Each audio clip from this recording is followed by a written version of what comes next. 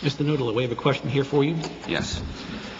Currently, cities and towns pay the tuition for students who are accepted into charter schools. Charter school opponents argue that a town like Sterling, Lancaster, is essentially paying charter schools to take their best students out of the local school system. Do you support charter schools, and do you think the current funding mechanism is fair? If so, why? If not, what would you change? Well, we had already gone through that in my first meeting with the Sterling Democratic Town Committee, and I did a little research on that issue. I don't believe there's been an accurate assessment as to the success of charter schools. In fact, what I have seen that has been done really doesn't tell me a whole heck of a lot about what the original mission was or what the accomplishable goals were of the original charter school proposal. In other words, we haven't done an accurate assessment as to the effectiveness of these charter schools. And I agree with you. The best students are leaving the communities to go to charter schools.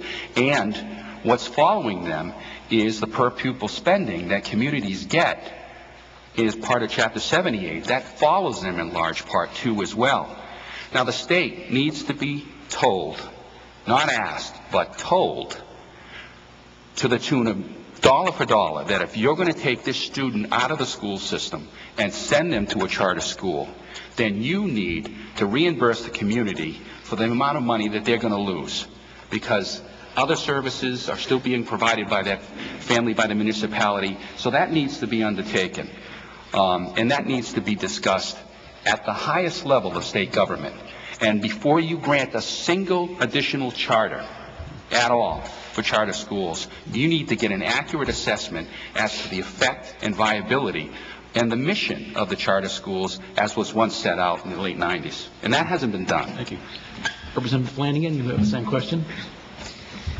I have a very different view of charter schools than I often hear about when I go out into the community. After visiting charter schools and having worked with students who have been in charter schools, there are many different reasons why students are leaving.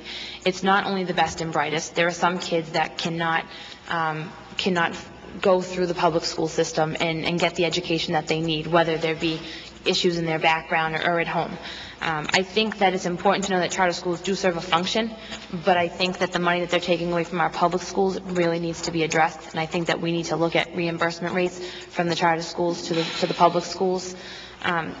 Families decide where their children are going to go to schools for a number of reasons, whether it be a charter school, a public school, a parochial school, or a private school. And I think that while the parents have their right to go in and to place their child where they would like to have them attend school, it's also incumbent upon them to make sure that the public school systems are funded. I mean, that's what our taxpayer dollars are going towards. When I look at different reasons why we don't have transportation in our school systems for our non-public schools, for our non-regional schools, you know, it really makes me wonder as to what's going on. So I think we also need to take a look at the funding mechanism, but I think that charter schools do serve a function for some families. Thank you. Representative Flanagan. The state recently appropriated money to study the possibility of adding commuter rail service from Boston to Clinton, Sterling, and Lancaster. Estimates are that it could be 15 years or more before the line would be open. In the meantime, what should the state do to bring public transportation to the southern area of the district? Well, 15 years doesn't look like a lot of time after we've been doing the commuter rail in Fitchburg for 10. It seems kind of equivalent. I think it's important that, you know, we know that the money that we got through the state transportation bond bill is to study bringing transportation up to this area, because moving people around this district is really what drives the economics of it. I think that in the meantime, we need to look at ways, whether it be through buses, that we can move people around. But I think commuter rail really brings a different avenue to the point that you can take people from this area, bring them out to Western Metro West, bring them out to Boston. I will tell you that it's going to be an issue that's going to take quite some time. It's not going to happen in 2 years. It's not going to happen in 4 years at all, because we've seen how many secretaries of transportation we've been through with the Fitchburg rail. We've seen how many times we've had to go in and reallocate money through bond bills. So while we certainly want to bring the commuter rail out here, Representative Naughton did the right thing by putting the study in so that we know exactly what we're up against. Thank you. President Knuuttila, same question to you. As the Vice Chairman on the House side of the Joint Committee on Transportation, I saw the need from a regional perspective and representing many cities and towns throughout my time in the legislature, nearly 5 terms in the legislature, how important public transportation was and is. In fact, my principal fight was to get the commuter rail extension re-extended to Gardner, which was discontinued in 1985.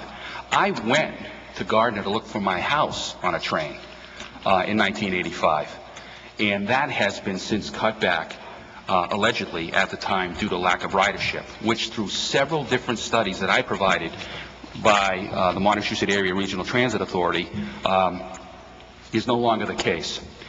What also comes through the Joint Committee on Transportation is funding for regional transportation authorities, and they every single year have to scrape and cajole to get them the money, or get the legislature to get them the money.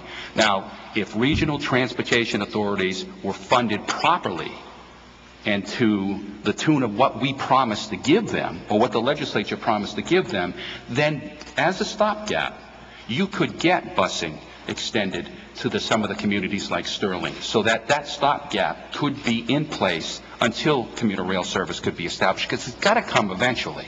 Thank you. And all right.